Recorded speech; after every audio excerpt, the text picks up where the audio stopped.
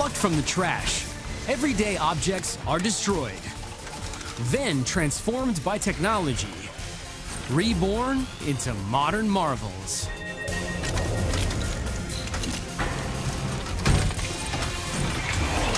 Bread is brewed into beer. Barbecue tanks heat up into guitar strings. Bug-infested trees turn into traditional canoes. These are the things that are made by destruction. Bread has been on the menu for 6,000 years, and today it's still the most popular food staple in the world. It's also the world's biggest household waste. After a day or two, it tends to get tossed. But brewers of toast ale have found a way to turn surplus bread into a refreshing new idea.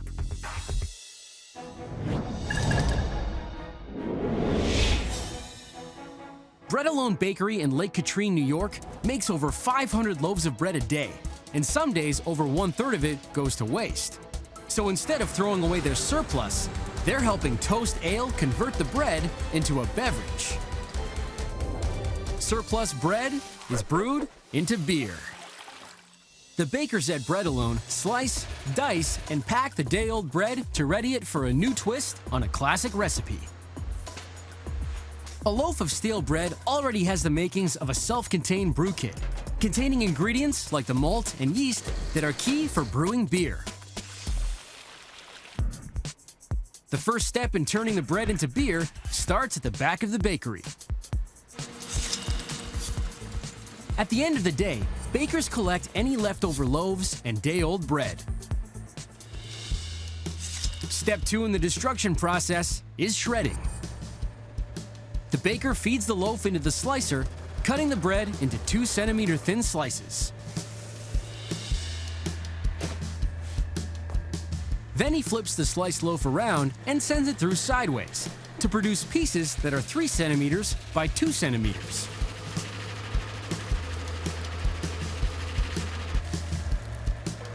He packs the pieces into boxes and loads them onto a truck. 160 kilometers south in the Bronx, New York, workers from Toast Ale unload the bread. In partnership with the Chelsea Craft Brewing Company, they'll turn bread into beer. Time for the first round in the bread's transformation from stale to ale. Step 1 in the creation process is to convert the complex starches in the bread into a sugary mixture called Wort. Workers dump the shredded bread into the mash tun, a huge copper tank filled with hot water. They scoop in rice hulls that help keep the wet bread from clumping. Then they add a layer of malted barley. The malted barley provides additional starch that will be converted into sugar. In this brew, stale unused bread replaces 40% of the barley malt used in traditional beer making. The mix spins slowly inside the copper tun until it turns into a gloppy mash. The starches in the bread and barley have now been converted to simple sugar. Next, the chunks of bread and grains must be separated from the mashed liquid. In a process called sparging, the brewmaster slowly sprays 81 degrees Celsius water over the mash. The hot water runs through the mash, drawing out the sugar in the liquid. The sweet liquid that drains out of the bottom of the mash tun is called wort. The brewmaster tests the wort with a refractometer to make sure it's got the right levels of fermentable sugars. When fermented, this sugary mixture will convert to alcohol, one step closer to becoming beer. The wort is filtered, flavored, and fermented into foamy brew. Bakers shred stale bread and ship it to brewers, who mash it with malted barley and filter it into a sugary-rich liquid called wort. The syrupy wort collects at the bottom of the mash tun and is released through a spigot. The next step in becoming a cool beer is boiling hot.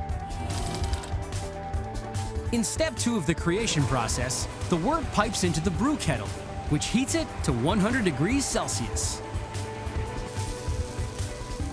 The brewmaster sprinkles in the German hops, the flower that gives beer its zesty, bitter taste. He blends the hops to spread the flavor around. A worker loads an additional 2 kilograms of full flower Centennial hops. Then, fountains dispense the hot wort over the hops for a double dose of flavor. The final step in the process is called fermentation. The hop-flavored wort is transferred into a cooling tank. A pressurized keg delivers yeast into the tank.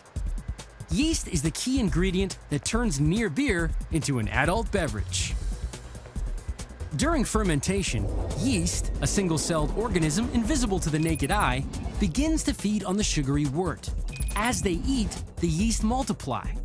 The waste product of the yeast's metabolism is alcohol and carbon dioxide.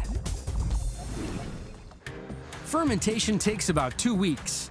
By controlling the amount of yeast in the brew and how long it ferments, the brewer can control the final product's alcohol level and carbonation. Time for a little quality control. Day-old bread is chopped up, hopped up, and fermented into an award-winning toast ale. Every frothy glass of ale contains 1 slice of surplus bread. A toast to the bread makers and brewmasters who turned waste into taste. Cheers. Nothing sounds quite like summer as burgers sizzling on the grill. Many barbecues are fueled by propane, a natural gas that comes in refillable steel tanks. Eventually, the tanks rust out and pile up. Now, these steel tanks will be cooking up hot lakes. Ram Iron and Metal Inc. in Welland, Canada takes in thousands of propane tanks into their 28,000 square meter yard every season and turns it into a different kind of heavy metal. Propane tanks are tuned into electric guitar strings. Ram chops and shreds the propane tanks to reform them into the raw material required to make the steel strings. Before they can be melted down, they need to be cut down to size. A hydraulic claw grabs the tanks and crushes them.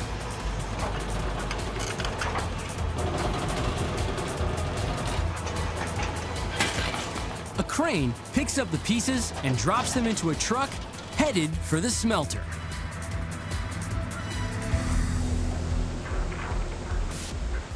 The chunks of propane tank are loaded into another bin that makes its way towards the furnace. Steel begins to liquefy at 1,500 degrees Celsius and is cast into rod-shaped ingots. In a process called cold drawing, the steel rods are then pulled through a die with narrowing hexagonal openings. The steel is progressively stretched and then spooled into 4mm diameter wire. Propane tanks have been melted, molded, and stretched into thin steel wire that in the right hands can make good vibrations. Ordinary wire hits a new chord, revamped and redrawn into slinky guitar strings. Metalworkers cut, melt, mold, and stretch old propane tanks into thin steel wire. The spools of steel wire arrive at Ernie Ball in Coachella, California. Ernie Ball is a leading string maker of acoustic and electric guitar strings. World-class guitar players like Paul McCartney, Keith Richards, and Eric Clapton have all played strings made on this factory floor. Different gauges of wire arrive at the string factory. Most guitars are strung with 6 strings, made to different thicknesses. Each string is constructed with a hexagonal core wire wrapped in a thinner outer wire.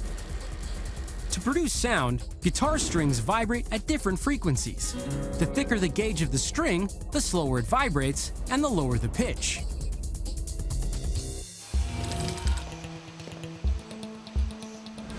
The string maker scoops the balls into the hopper of a ball ending machine. A ball drops onto a pin. A roller feeds a length of core wire into the groove in the ball. The wire is lopped around the ball and fastened. Once the ball is attached, the machine ejects the cut core string. A worker bundles and bags 144 strings and sends them down the line for the next stage in their creation.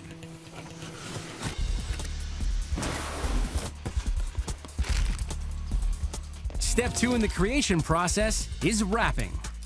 A worker unpacks the bundle and threads a single core wire into a winding machine. He sets the ball end onto a pin and feeds the end of the wire onto a clamp. He loads a spool of 3mm nickel-plated wrap wire onto the winder. Using pliers, the worker hooks the wire into the loop around the ball end. The pedal controls the speed as the wrap wire winds around the steel core. The tech removes the string from the winding machine. Time for a bath. The tech drops a batch of newly wrapped string into a basin filled with a proprietary mix of chemicals. The strings soak in the solution. After a few minutes, the tech pulls them out and wipes them down. The next stage in creation is to put these strings to the test. An inspector threads random strings onto a tensile testing machine. For maximum playability, strings should be flexible enough to bend, but not break. A meter gauges the breaking point to make sure the string will perform under pressure. The final creation step is packaging. Workers coil the slinky strings according to gauge, slip them into envelopes, and load them onto a conveyor belt to be sealed. Then, they sort and stack the strings into sets of 6. A machine wraps and packages the sets in plastic. And a worker boxes them for shipment to guitar shops and music stores near you. Thanks to sound thinking, propane tanks are plucked from the landfill, shredded, melted, and stretched into guitar strings. What once fueled the grill can provide the music for your next barbecue, as long as you've got the chops.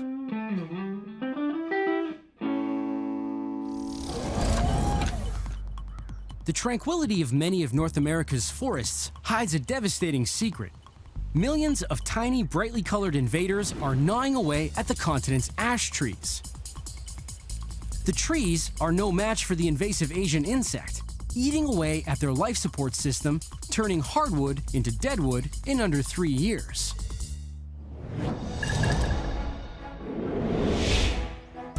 A company out of Guelph, Ontario, is harvesting the doomed ash trees and giving them new life by sending them down the river. Dying ash trees are relaunched as traditional skin-on-frame canoes. The boat makers at Backcountry Custom Canoe fell, cut, and shaped the bug-infested ash trees into planks of useful hardwood. The first step in the destruction process is already well underway deep inside the tree. The emerald ash borer is an invasive species of beetle from Northeast Asia. Since arriving in North America in the 1990s, they've killed thousands of ash trees that have no resistance to the newcomers. The emerald ash borer lays its eggs just under the bark of the ash tree. Larvae feed on the wood tissues that conduct water and nutrients to the tree, effectively starving it to death. Once infested, this tree will slowly rot from the inside out within 3 years. The craftsmen at Backcountry Canoe have found a way to turn the beetle's destruction into a sought-after commodity. The craftsman peels back the bark and exposes the S-shaped tracks made by the beetle's larva. The woodsman yanks the pull cord on his chainsaw and gets to work cutting the timber down.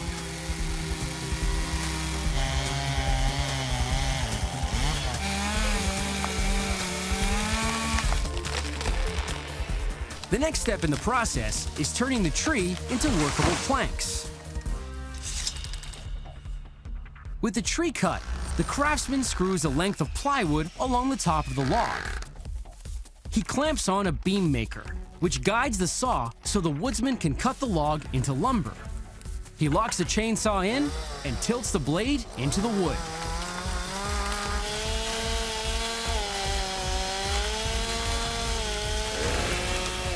"30 minutes later, the log is a pile of straight, even planks.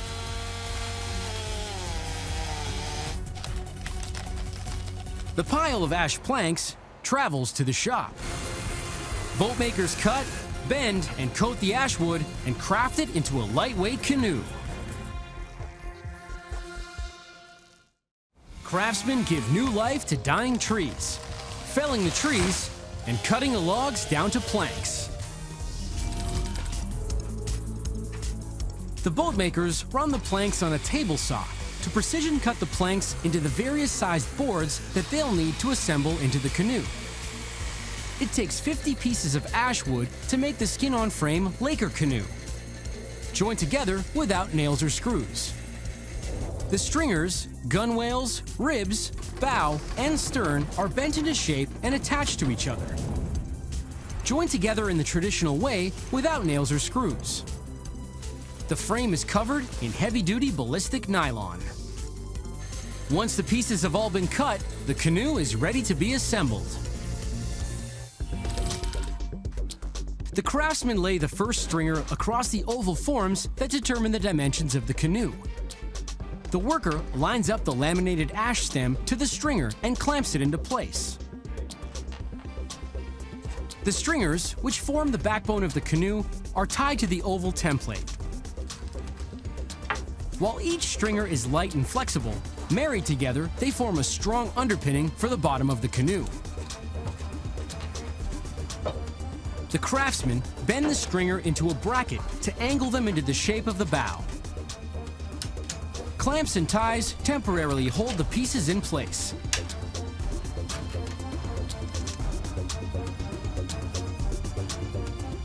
Using a handsaw, the woodworker trims the ends off the stringers and cuts them to fit.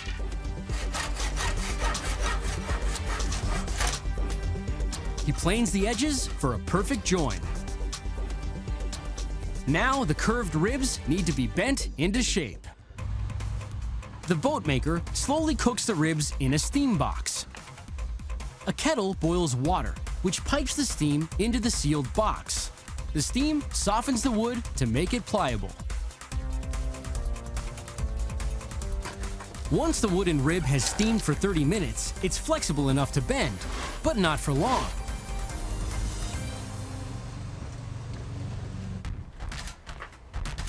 The craftsman only has 90 seconds to secure the ribs to the stringers before they begin to dry and stiffen up.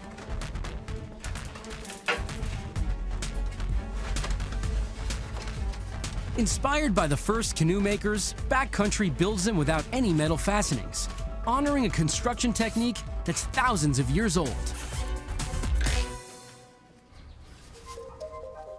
The craftsman removes the zip ties and lashes the joints with wax nylon strapping. Wax nylon is twice as secure as using screws. Each nylon joint has a shear strength of 180 kilograms. Time to put the skin on these bones.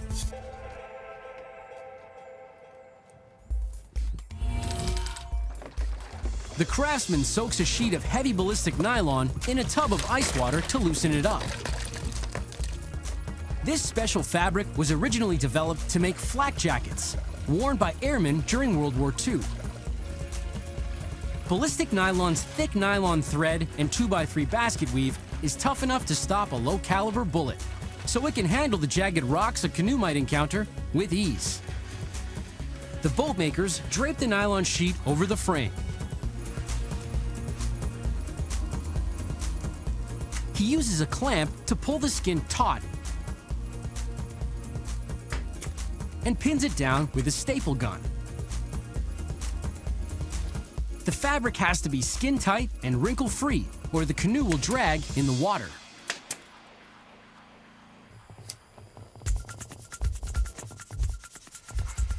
The craftsman heats a knife with a blowtorch. The hot knife trims away the excess nylon along the gunwales.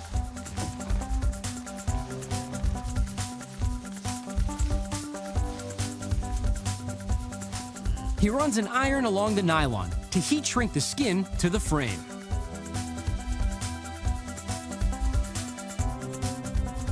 The boatmaker threads a needle with heavy-duty waxed nylon. He folds and stitches the loose skin to the bow of the canoe.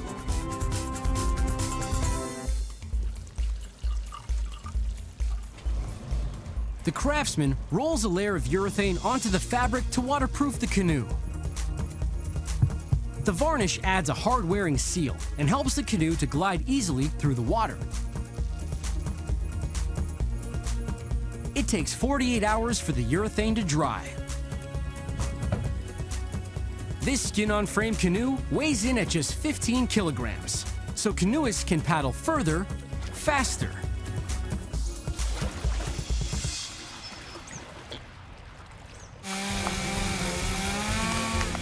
Dying trees have been rescued, reborn, and reimagined into a lightweight canoe.